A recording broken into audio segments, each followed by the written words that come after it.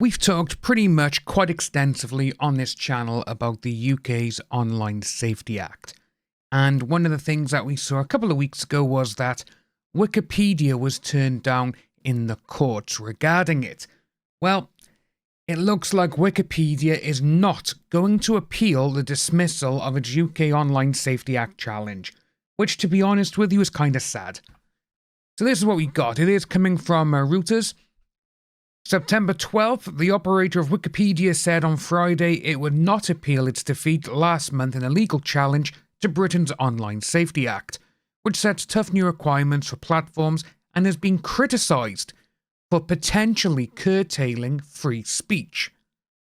The US government has criticised Britain's new online law, along with a similar policy in the European Union, and President Trump could bring it up in reference to his concerns around free speech during his state visit next week. Now, but for that part by there, when Donald Trump was here in the UK a couple of weeks ago in Scotland, I think it was a couple of months now, maybe 2 months or so, and Keir Starmer, he was asked about free speech when Donald Trump was next to him, and he said, oh no, here in the UK we value free speech, we have it, we don't do anything. But this here is censoring free speech. This is what the Online Safety Act is. It's censoring nearly everything. We have seen the BBC do an investigation regarding real news stories and facts, and a lot of them were buried. You literally had to go digging for them. It could take you 5 minutes or it could take you a couple of hours.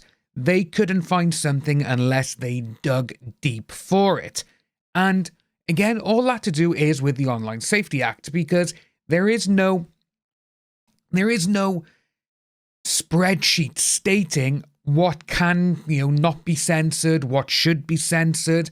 And obviously, all these websites are literally just like, right, we just got to censor everything.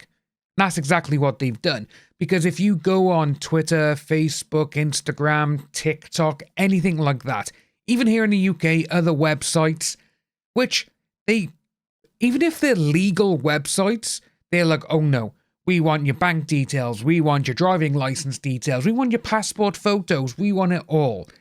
And with that is very dangerous. Because we do actually have another video coming out regarding this in the next couple of days, where the UK data is being sent to the government, which is very scary. But getting back to this story by here, the Wikimedia Foundation took action at London's High Court over regulations made under the law, which it said could impose the most stringent category of duties on the online encyclopedia written and maintained by volunteers.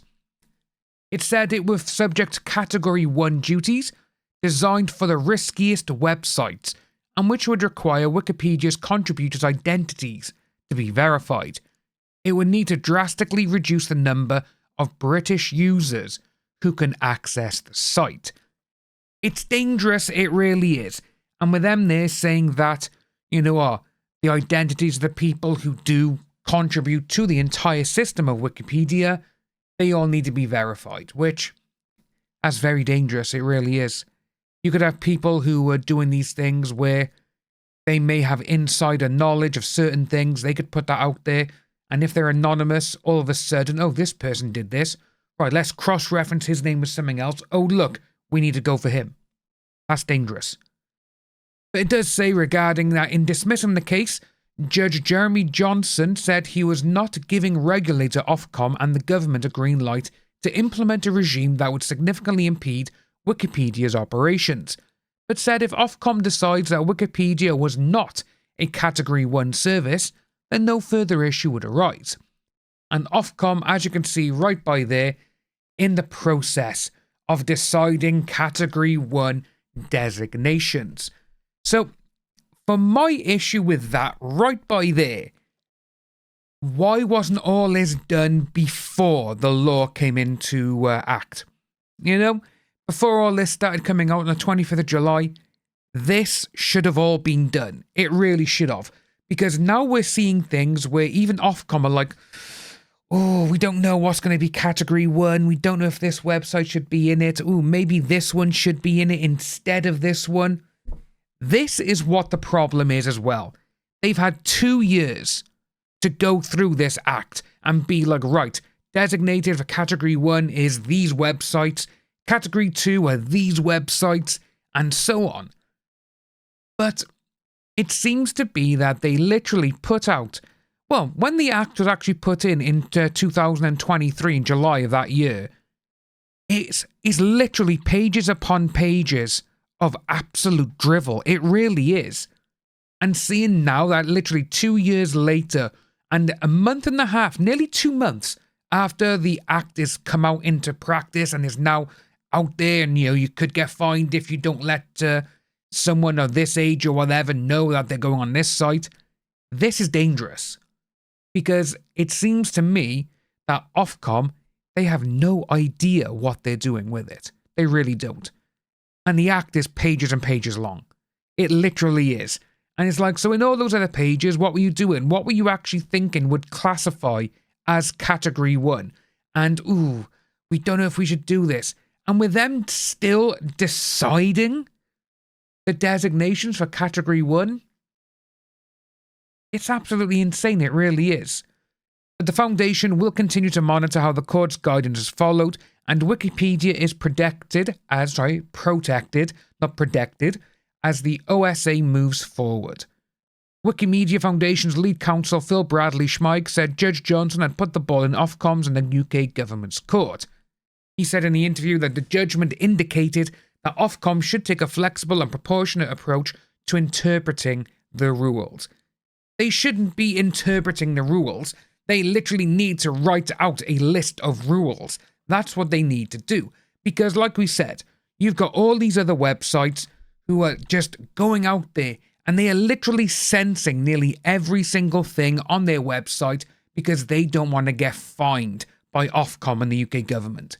We're still looking about the UK and the US one, which is regarding Kiwi Farms and 4chan, which I am 100% behind Kiwi Farms and 4chan because it's an American company. You do not go to someone else's country and say you follow my laws and not yours. That just does not happen. You can't do that. You can't dictate it. Even though in this country that seems to be one of the biggest talking points at the moment, because the UK government, they want to basically not get rid of the actual UK people, but it's almost like they're not putting them first. And doing this as well, it's like, come on. Do you really think this is going to stop people from finding certain things? If someone wants something hard enough, they are going to go and find it. And it doesn't matter how they find it either to them. VPNs are up. I think it's like 2,000% or something like that in the UK, which that goes to show that no one actually believes in this Ofcom, Online Safety Act. No one really does.